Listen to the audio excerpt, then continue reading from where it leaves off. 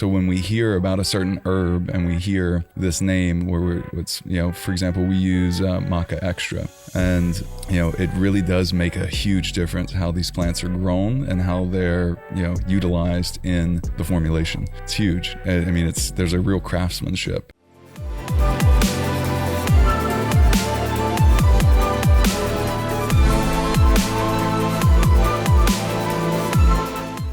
Just a quick recap, we've covered moods.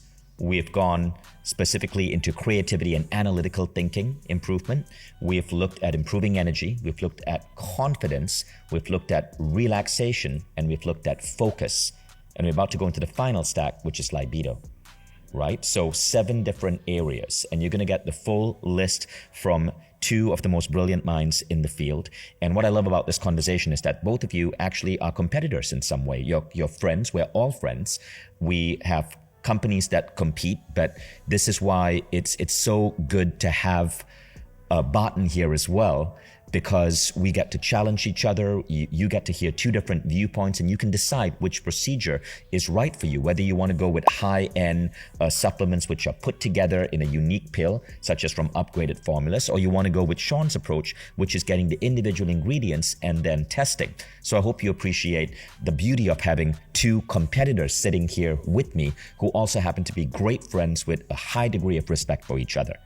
Now, that said, let's go to the final stack. This is a fun one. Libido. When our libido goes down, it could affect our relationship. It could affect our self-confidence. It could affect our energy and how we see ourselves. And love and relationships is such an important aspect of life. Why not, why not be in that state where you want to ravish your partner in a beautiful way because you are so madly in love? How do we increase libido with the right supplementation? Okay, for me, this is going to breaking this down, there's going to be some overlap here again. Libido is going to revolve around testosterone, anxiety, oxytocin, and blood flow. Those are going to be the things that I would kind of attack. And the women listening may not know this, but Viagra, which is a PDE5 inhibitor, phosphodiesterase, was actually invented for women. And blood flow is just as important for a woman as it is a man. That is the same. A clitoris is the same as a penis. It's a phallus, and blood flow has everything to do with sensation, and for a woman, wetness. And so that clitoris needs to be engorged or erect, if you will, just like a man's penis needs to be. If your penis isn't erect, you're not going to have as much sensation and certainly enough performance. And so this is going to do everything for your confidence, how much you feel, the enjoyment you get out of it. So blood flow is really critical. So again, going back to that nitrosigine, that special form of arginine, I think would be amazing. There's things like ginkgo biloba, which are great potentially as well. Vinpocetine is another ingredient if you can get it. That one's harder to find now. But those are great for blood flow. I think anxiety, we already mentioned, like the magnolia bark, the theanine, the magnesium, of course. Testosterone, we talked about zinc. We've talked about magnesium. We've talked about the adaptogens, like ashwagandha and rhodiola in particular, and maca. Those are all great. Yeah, boron, there is data with boron exactly as well. So these are great ways. And then lastly, I mentioned the oxytocin one, which potentially this xanthohumol extract from hops could be really interesting. Again, I wouldn't overuse a lot of these things. I would just use them as needed. Because here's the thing too, like some people think that if you're taking all these things all the time, that now becomes your new baseline. And I actually believe there's, truth to that. But at the same time, taking these things can be the training wheels to show your body how to feel. And then your epigenetics change. Your body changes on a genetic level. It's just like when on my first psychedelic journey, I realized how I can love and I can be loved. Did I need the psychedelics to do that? Possibly not. But it was the training wheels that showed me how to feel and then anchor that, and then I was permanently changed. So, those things can happen when you're taking these nutrients, these supplements, and you gain the confidence. And now because you gained confidence, now that comes into your performance, right?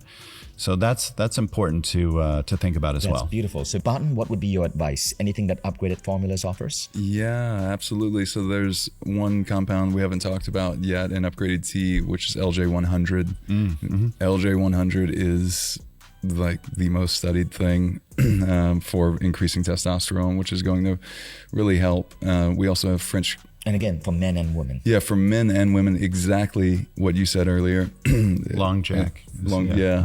Exactly. Yeah, Long Jack. So, and LJ100 again is the one that they're doing the clinical studies on. So when we hear about a certain herb and we hear this name, for example, we use Maca Extra, and it really does make a huge difference how these plants are grown and how they're, utilized in the formulation. It's huge. I mean, there's a real craftsmanship, and that they've actually done the studies on these ingredients, and there's certain amounts of them too. So, we're using the right amounts from clinical studies in these. So we're actually seeing from a blood flow perspective with that blend overall, actually just one of the ingredients in the blend, we're 300% in 90-day improvement in nitric oxide. Wow. Which is huge for working out, even if you're celibate for some, right now. So yeah, and certainly for sex. And just the vascularity. And this is upgraded tea. Right. Is there a specific type of upgraded tea? Well, yeah. Upgraded tea is just our flagship product right now for that blend, and it has 5 different nutrients in it that are all clinically studied individually, and we're doing a clinical study on the effect of that product holistically right now. Incredible. For both fertility and testosterone. So for fertility for men and women, we're going to do a separate trial. Amazing, Yeah. guys. One thing I would love to mention that this doesn't get brought up enough with libido, and this is a huge problem for men and women when it comes to libido, is elevated blood sugar. Mm-hmm. That's chronically elevated. Insulin is too high. Yep. This has all kinds of issues with decreasing blood flow, decreasing testosterone. So a number of the things we talked about. So if your blood sugar is not regulated, you will have terrible libido. I see. Which is why Sean's talking about fasting and autophagy and things like that, which I'm also a huge fan of. I've done an 11-day fast. I mean, that I started fasting as soon as I had pulled my hamstring from sprinting. Immediately stopped eating, and it healed by day 8 from stem cells endogenously, so from produced within. To heal that normally with stem cells, it would have been $20,000 or so. And yeah, nitric oxide is just so essential with that group as well. I mean, yeah, this is a great list. Amazing, gentlemen. This was a super productive podcast. And so again, you can get the detailed notes and your supplement stack with recommendations in all 7 categories by going to mindvalley.com/stacks and put in your email address, join the Mind Valley newsletter. Thank you, Barton. Thank you, Sean. Thanks for being speakers here at Mind Valley University. Their talks are going to be available on the Mind Valley Talks channel. And it was so great to have you guys on the show. Thank you. Thank you, Vision. This was fun. This is great. So fun. I'll see you guys again shortly.